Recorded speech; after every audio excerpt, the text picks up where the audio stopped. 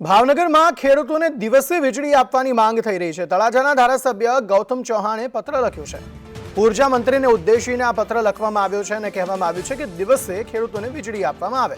હિંસક પ્રાણીઓના આંટાફેરાથી ખેડૂતોમાં ડર જોવા મળી રહ્યો છે। બૃહદ ગીરમાંથી હિંસક પશુઓ ગ્રામ્ય વિસ્તારમાં આવે છે અને તેનાથી ખેડૂતોને ડર છે, જેને પગલે દિવસે વીજળી આપવા માટેની રજૂઆત કરતો એક પત્ર ઉર્જા મંત્રીને લખાયો છે। ધારાસભ્ય ગૌતમ ચૌહાણ દ્વારા મયુર દવે વધુ માહિતી આપી રહ્યા છે। મયુર, જણાવશો શું વધુ વિગતો? કરીએ તો તળાજાના જે ભાજપના ધારાસભ્ય છે ગૌતમ ચૌહાણ છે, તેણે ઉર્જા મંત્રી કનુભાઈ દેસાઈને એક પત્ર પાઠવ્યો છે અને પત્રમાં તેમણે રાત્રિના બદલે ખેડૂતોને દિવસે વીજ પુરવઠો આપવા માટેની માંગ કરી છે।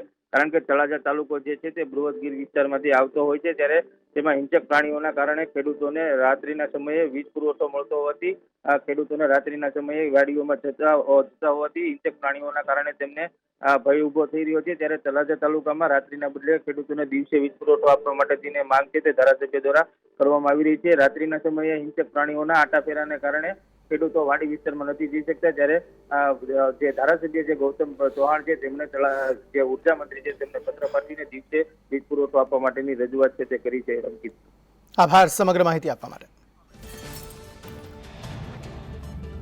તો હવે આ માંગ કરવામાં આવી છે કે ખેડૂતોને દિવસે વીજળી આપવામાં આવે, કારણ કે રાત્રે એક તરફ કડકડતી ઠંડી, બીજી તરફ જે હિંસક પ્રાણીઓ હોય છે તેમનો ડર, જેને પગલે ખેડૂતોએ ધારાસભ્યને રજૂઆત કરીને ધારાસભ્યએ ઉર્જા મંત્રીને ઉદ્દેશીને આ એક રજૂઆત કરતો પત્ર લખ્યો છે અને દિવસે ખેડૂતોને વીજળી આપવામાં આવે તેવી માંગ કરવામાં આવી છે। આમ તો સૂર્યોદય યોજનાના પગલે ઘણા એવા ગામડાઓ છે કે જેમાં દિવસે વીજળી અપાય છે, પરંતુ હજુ પણ રાજ્યમાં અનેક એવા ગામો છે કે જ્યાં ખેડૂતોને રાત્રે વીજળી પૂરી પાડવામાં આવે છે, જેથી આ ખેડૂતોએ રાત્રે પાણી વાળવા માટે અને અન્ય પ્રવૃત્તિઓ માટે મોડી રાત્રે ખેતરમાં જવું પડે છે અને તે સમયે ઠંડીની સાથે હિંસક પ્રાણીઓનો પણ ખતરો રહેલો છે, જીવનું જોખમ હોય છે।